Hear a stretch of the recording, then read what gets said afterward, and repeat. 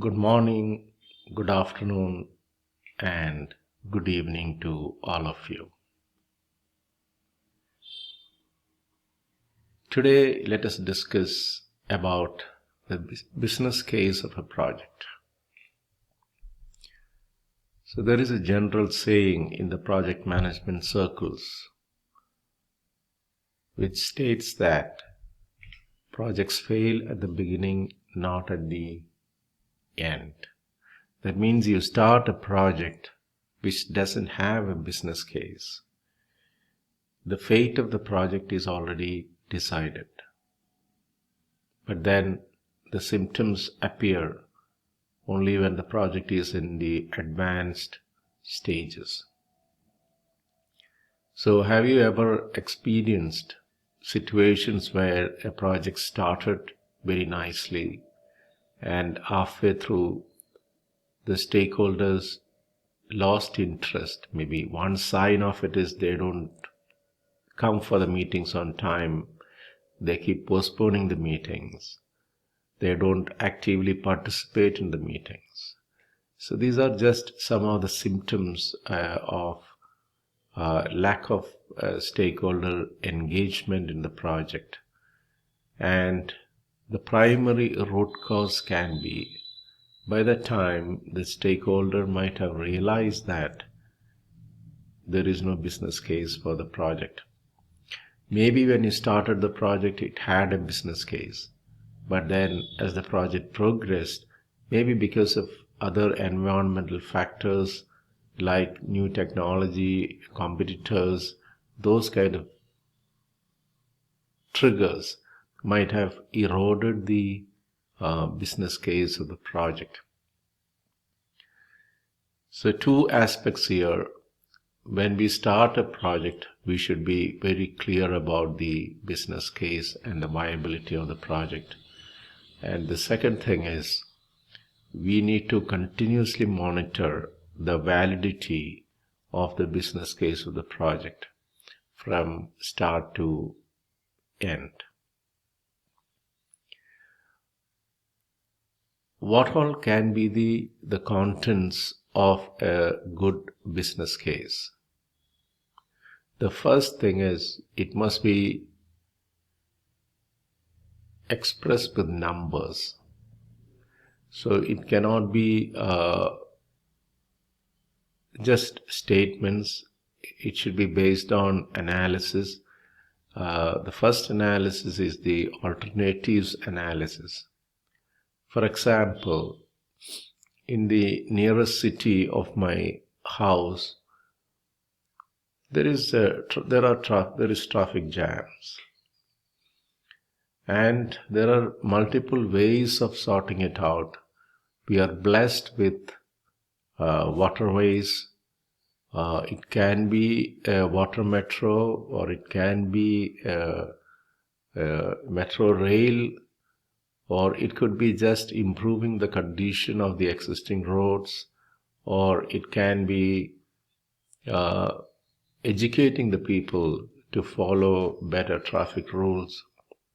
So there are multiple ways of tackling this issue. Then which one can we proceed? Okay, if you have a lot of money, then we can proceed with all these things. But the money is a constraint. So which one we should follow? So for all these projects, we should do a cash flow analysis. We should work out a budgetary estimate so that we know what is the initial investment required. And then we should compute the net present value, NPV, the benefit cost ratio, that is the BCR, and the payback periods for all these options.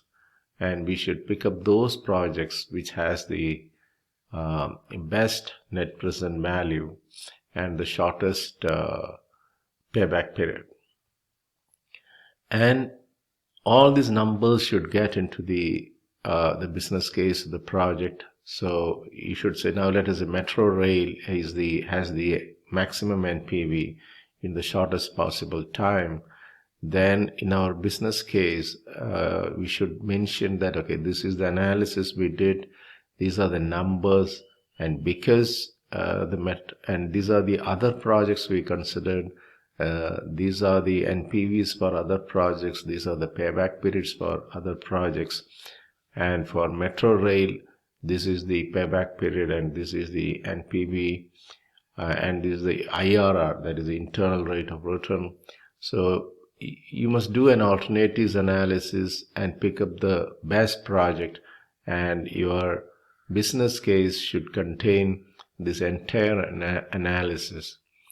So that makes it robust and credible and useful.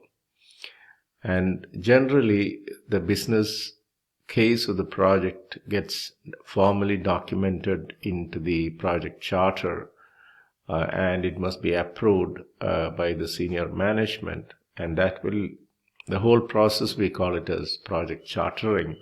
So that will ensure that only the right projects gets the green signal. So having a proper business case for the project, and then continuously monitoring the business case and documenting this business case in an elaborate manner by providing the details of the alternatives analysis you performed.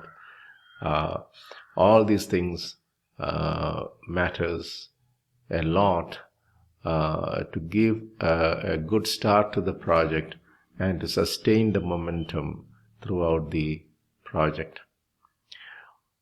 Once the business case is lost, it is very difficult to recover the interest of the project, or it is better to cancel the project immediately without wasting additional time and cost. We call it a sunk cost, SUNK, sunk cost. You already invested some money into the project, and because of that, sometimes we will have a tendency to carry on with the project because already some investment is made, already some cost is sunk into the project. So the decision to cancel the project can be difficult. At the same time, as a professional project manager, the moment we realize that there is no business case, we must confront that situation, and then either pivot the project into something better, or it is better to cancel the project, foregoing the sunk cost. So thank you very much for watching this video. Have a wonderful day. Thank you.